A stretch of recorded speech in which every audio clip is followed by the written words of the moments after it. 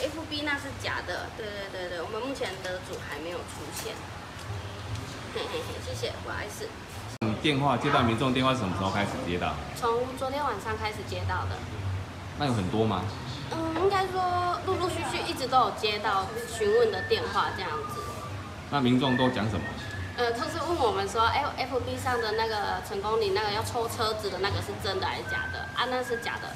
因为主要就是我们得主也还没出现，再来就是我们如果有我们没有这个什么，就是我们老板没有在 FB 上做这个 po 文，所以那个是诈骗集团的。